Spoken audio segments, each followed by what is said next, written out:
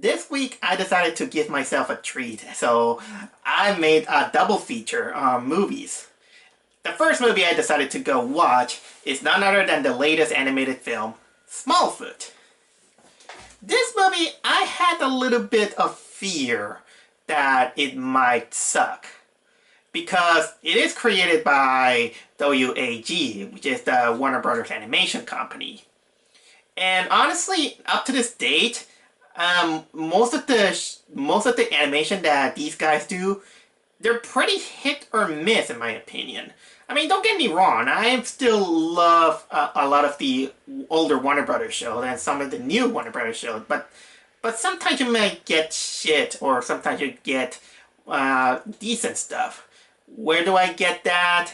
Well, let's say for example, we all love the Lego movie and the Lego Batman movie, which I absolutely love.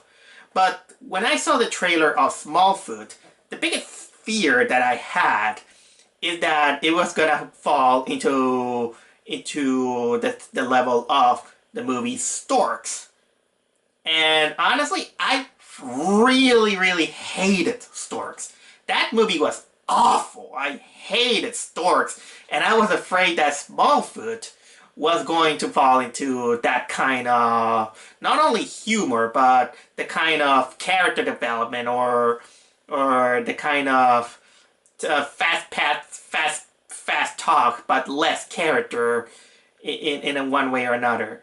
Even though I might sound hypocritical, because I'm the kind of guy who also likes the older Looney Tunes cartoons, like Roadrunner and Wile E. Coyote, but unfortunately, Storks was really badly executed, so much that it was not only a bad movie, but it was a freaking annoying film. So, but still, I was very open to watch Smallfoot. I kind of liked the premise that it showed.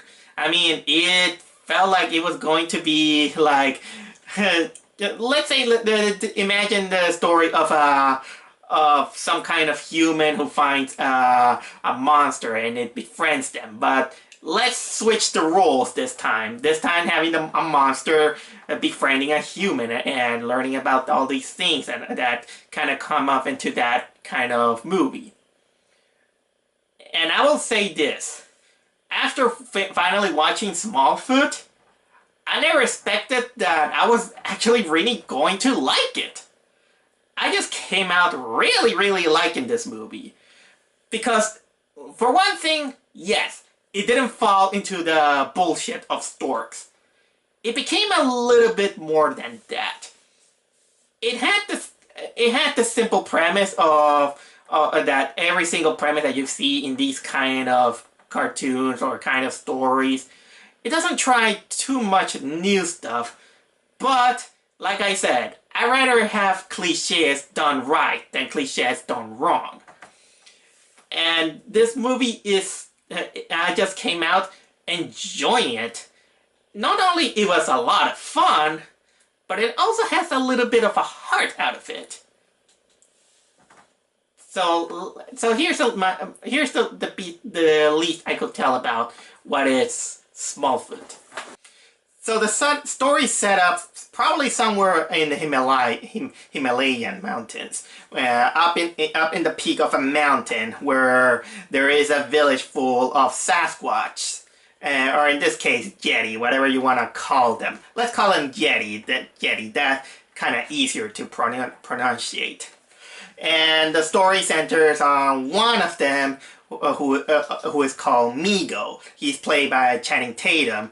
He is the son of he's the son of another Sasquatch who is played by Danny DeVito. And technically, this whole village, they live happily in this small village that, for some reason, it kind of reminded me of the snow level of Super Mario Odyssey. And technically they're all happy. They're doing their own chores. But the biggest thing that they had is that they have this mentality that they must follow all the rules that are carved on rocks. Especially because the chief of them is he has all these rules and all these prophecies and that they must follow from those rocks on his toga made of rocks. He's kind of known as the stone. What was the name? Sorry about that. The stone keeper. And so everything what the stone says, they must follow, and everything what the stone says, they must know that they're right, even if whatever they say is total bullshit. For example, they kind of begin to claim that under the mountain where there is a lot of fog, there is nothing. Kind of like let's say the old. What the flat earthers said that if you go far away from the sea, there is nothing. You're gonna fall down. Something similar.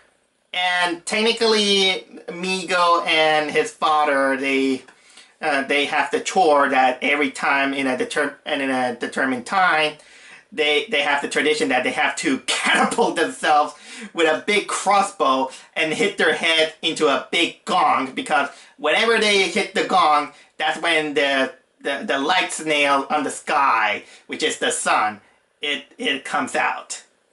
And technically it's a big honor to them. But the big thing happens is that during a practice run of that, Migo kind of misses the gong, the practice gong, and while being thrown down outside, he's witness of a rough landing of an airplane, and from it comes a human parachuter, which scares them both. And technically, according to the Sasquatch, humans are known as Smallfoot because we call the Sasquatch Bigfoot, but for them we are the Smallfoot. And unfortunately, the Smallfoot thing is a legend how can I say, because the stone said so, and because Migo he was raised to be an honest person. He doesn't want to acknowledge that, and since he challenged the stone, he gets banished. Luckily, he finds a group of friends, and even the daughter of the stonekeeper. The daughter is called what was it called? Michi. Michi. They're kind of like this. How can I say their own version of I wouldn't say conspiracy theorist guy, but paranormal investigator that they always want to search for the truth and they want knowledge and all this stuff. So they're very fascinated on the whole Smallfoot thing. So they decide. So Migo kind of joins a little bit reluctantly, but he is determined to try to find a good proof that Smallfoot exists. Because that way he can come back to the village. So pretty much after certain shenanigans, he decided to go down the mountain over crossing the fog. And yeah, there is no hole. It's just the bottom of the mountain, like we all do. But besides that, Migo is not the only main character in this story. We also have the human side main character. The main character in the human side is none other than this guy named Percy. He is played by James Corden. He is this young documentarist who he's kind of looking for his big break on his documentary filming here and there, but unfortunately, well, he is pressured by debts, and he's looking for the big break, so much that he was trying to falsify. How can I? Let's say that he was trying to bring out fake news, and like saying that, hey, there's a spider that he can jump and all this stuff, but after he hears the parachuter who ran away from Migo, screaming that, "Hey, I found a Sasquatch! I found a Yeti!" It gives him the idea that he just wants to make an episode of his well, let's say YouTube channel in which he's gonna confront Sasquatch. But of course, he wants to fake it alongside his, I think, assistant or girlfriend. It kind of treats itself like that, but it's not exactly very clear to that. But of course, it doesn't make him exactly an asshole. But you kind of understand. It is established that she admired him of how he was before. That he was an animal lover. That he did it with a lot of integrity. But now he is doing fake documentaries that doesn't feel genuine.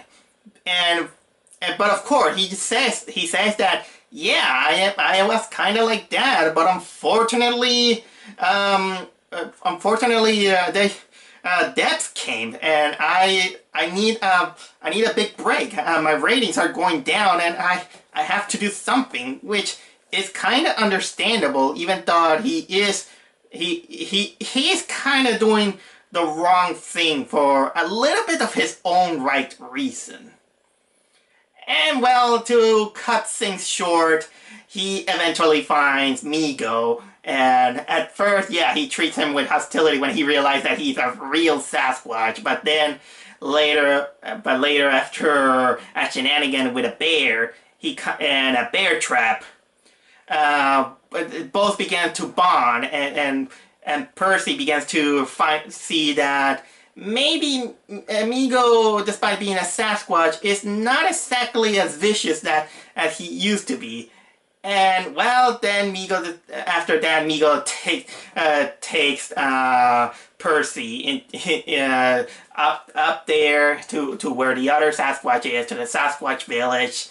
And well, it happens like many of those kind of movies are, in which it is a human being fished out of the water and it going into a new world. And of course, all the Sasquatch are very, very enthusiastic about this guy because it kind of woke up their curiosity, in which there's more than that down there. But the only one who is not happy is the Stonekeeper, because it is kind of later revealed that he created all those stones and all these lies to protect them, because yeah, we go to the trope that humans are evil, and he just wants to protect everyone from having a horrible fate. And from this point, I think that I might not reveal exactly what the whole movie, because I think it is much fair for you to watch it. But if you know where this is going, then you don't need to. But either way, it's still worth to watch it, because there's a lot of great things that this movie has, apart from a very, very interesting story and a good pacing. It has wonderful animation. I love the animation. I love the music. And by the way, yeah, this movie is also a little bit of a musical. It had some songs, a little bit pop culture-ish song, but they're great. I really love it. Although probably the weakest of all the songs is kind of like this supposed villain song, which is the Stonekeeper. And the only reason I find it the weakest of all the song is that it's a little bit rappy in my opinion. It's not very rappy, but it feels like a rap. That's pretty much I have to say. Oh yeah, and there's humor. There's a lot of great humor. And what I like about the humor is that it doesn't fall flat on being a lot of poop jokes or shit jokes or urine jokes or nasty jokes that it kind of feels that this is kind of like an easy way. It has at least two of them, but I'm glad that they're subtle. But for me personally, what attracted me this movie a lot it is the moral and the message that it has, in which it's about mostly about finding truths, trying to explore, to gain knowledge, and it doesn't go into a buy it, and that's, let's say that this is what I like about this movie. Because first of all, it is a secluded village that they have their laws and all stuff. And yeah, they keep them safe. But there's also the curiosity. And it's kind of somehow natural in a way that we find something and we feel curious. But unfortunately, sometimes the law, because there are some people who say that you have to follow what scripture says. That means that if you do this, you're wrong, and let's say that it kind of feels a little bit between politics and religion, but without mentioning it. It also, I'm kind of also glad that it kind of also shows a little bit the consequences of knowing too much sometimes, in which, yeah, it is good that you want to search for knowledge, but it's also, let's say that it's also very risky, which it takes place during the climax. But I also like that it also shows that the fact that we have to be afraid is the fact that we don't know is no excuse to let's say motivate fear on people just to keep them safe, because this is not a way to be. This is not kind of the way, because if we keep on secluded from ourselves, we don't advance, we don't take risks, we don't take chances for something better. And I was kind of afraid. I was kind of afraid that the movie is gonna ended up in one way, but luckily in the last second they managed to fix it. I'm not gonna reveal what happened exactly, but I really like it. It's a little bit. I know that it's a little bit kind of like going into Disney territory, but it's still a little bit of a glimmer of hope, showing that yeah, that is the beauty of knowing stuff, and the beauty of not hiding with lies.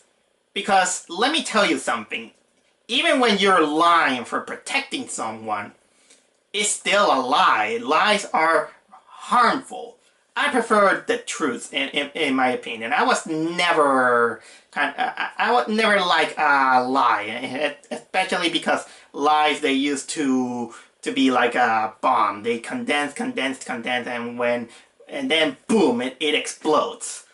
Funny enough, because most of the running gag of the movie is that when they mention clouds or something like that, some character, they go like, that's pretty much I have to say. I'm not gonna say any more. I highly recommend you to watch Smallfoot. So go check it out. Go check it out. I have to give myself some time to talk about the next movie. So see you around for a while.